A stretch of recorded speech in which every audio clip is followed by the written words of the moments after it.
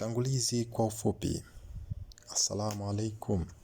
Karibuni sana kwenye kundi hili maalum la kujifunza na kuchambua kitabu chetu kinachokwenda kwa jina la Maisha ya Kisasa, Mwili wa Kale. Nafurahi sana kuwa na kila mmoja wenu katika safari hii ya maarifa, safari ya kujijenga na safari ya kuboresha afya zetu. Leo ninatoa utangulizi mfupi ili tuweke msingi wa kile tunachotarajia kukipata siku zijazo. Ifahamike, mwili wa binadamu umeumbwa kukabiliana na maisha ya kale. Maisha yaliyosheheni au yaliyojaa harakati, mizunguko ya hapa na pale. Binadamu wa kale alipata usingizi wa kutosha, alikula chakula cha asili, alipata utulivu wa mazingira na utulivu wa akili. Lakini hivi leo, kila mmoja wetu ni shahidi. Tunaishi katika dunia yenye msongamano wa kila jambo. Lakini mbali na hivyo, tunakula vyakula vilivyosindikwa, vyakula visivyo na ubora. Hatupati usingizi wa kutosha, na maisha yamegubikwa na msongo wa mawazo na msongo wa kila jambo. Kitaalamu tunaweza kusema au tunaweza kuiita hii hali ni mgongano kati ya mwili na mazingira, evolution mismatch. Na kwa kifupi, nadhani kila mmoja ni shahidi kuwa kwa sasa dunia, Tanzania ikiwemo, inakabiliwa na ongezeko la magonjwa yasiyo ya kuambukiza. Ifahamike, ninaposema magonjwa yasiyo ya kuambukiza ni magonjwa yale ambayo mtu anayapata kutokana na mtindo wake wa maisha. Mtu anayopata kutokana na lifestyle kwa lugha nyingine. Ni magonjwa ambayo hayaambukizwi na vijidudu. Mfano wa magonjwa haya kama vile shinikizo la damu, kwa mazoea wanaita pressure au BP, kisukari, cha aina ya pili hasa, unene wa kupitiliza, uchovu wa kudumu, maumivu yasiyoisha viungo, matatizo ya usingizi, watu hawapati usingizi wa kutosha, wanapata changamoto za kupata usingizi au kumaintain huo usingizi wanaopata, changamoto za afya ya uzazi, lakini pia na changamoto za afya ya akili na magonjwa ya akili. Niseme hivi, katika kundi hili tutajifunza sura moja baada ya nyingine kwa utaratibu wa ufafanuzi wa kina.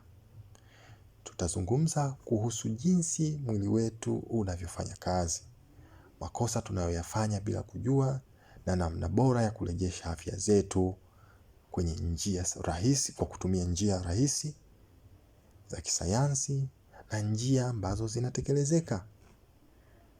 Ninaposema njia ambazo zinatekelezeka na maana tutaweka mambo wazi. Kwa mfano, watu wengi huambiwa kula kidogo, fanya mazoezi sana. Sasa katika hali ya kawaida ni ngumu sana kwa mtu anayekula kidogo kufanya mazoezi mengi au kufanya mazoezi sana. Lakini pia ushauri huu uko katika lugha ya fupi sana ambayo haimuelekezi mtu afanye vipi na achukue hatua gani na afanye mazoezi gani. Kupitia kitabu hichi tutadadafua, tutaeleza kwa kinaga ubaga ni njia gani, ni mazoezi gani, na tunavyosema kula kidogo, mtu ale kidogo kwa namna gani, ale kidogo kwa namna ipi, katika hali ambayo inatekelezeka. Labda niende moja kwa moja, namna gani tutaweza kutekeleza kozi yetu au namna gani tutaweza kusoma kitabu hichi. Kwanza tutakisoma kwa ratiba. Najua watu wengi tuna mihangaiko ya kila siku, tunakuwa busy kila siku. Kwa hiyo tutafanya uwasilishaji kupitia njia ya sauti, audio record, ambazo zitakuwa zinatumwa hapa kwenye group letu. Kwa siku ya Ijumaa na siku ya Jumamosi tutajikita kwenye mafundisho. Mafundisho hayo ambayo nitakuwa nawasilisha mada moja baada ya nyingine. Siku ya Jumapili itaachwa free kwa ajili yenu ninyi wasikilizaji au washiriki au wanafunzi kujisomea na kupata maarifa. Kuanzia siku ya Jumatatu mpaka siku ya Alhamisi zitakuwa ni siku za kupokea maswali, kupokea ufafanuzi wa yale ambayo tumekuwa tukiyasoma. Sasa nitoe tambii, kwa sababu tuko watu wengi sana, tuko zaidi ya watu 200, ni ngumu kwa kila mmoja wetu kuongea. Kwa hiyo tutatumia utaratibu wa kucontrol. Kwa hiyo maswali yote yatapitia kwa admin. Admin ataya analyze, atayaandika kwa ufupi, alafu mimi nitayatolea majibu. Ninapokea maswali ya aina yoyote, ninapokea constructive criticism, challenge kwa maana nyingine, lakini pia tatoa ufafanuzi katika kila engo, na ikiwezekana kwa wataalamu wenzangu wa afya tutatoa ushahidi wa majarida na miongozo ya kisayansi. So kwa kusema hayo, niseme tu lengo letu ni moja tu. Kila mshiriki aweze kuelewa mwili wake kinaga ubaga, ili aweze kubadili tabia zake na apate afya bora, yeye pamoja na familia yake. Msingi mkuu wa kundi letu itakuwa ni kuheshimiana, kusikilizana. Tutajifunza bila upendeleo, tutaheshimu tofauti za mitazamo, na hakutakuwa na swali dogo au hakutakuwa na swali la kijinga. Kwa hiyo tuwe huru kuuliza na tushiriki wote kwa pamoja.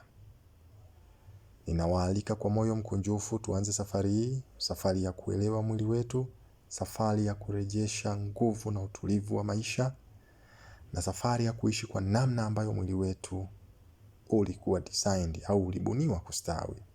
Karibuni sana, na Mwenyezi Mungu atupe afya njema na maarifa yenye manufaa. Mwisho, kwa wale watakaovutiwa na kitabu, itawabidi wawasiliane moja kwa moja na admin wetu ili waweze kuwa na nakala za kitabu, nakala laini au soft copy. Nashauri watakaoweza wafanye hivyo ili waweze kupata maarifa kwa kina. Asanteni sana.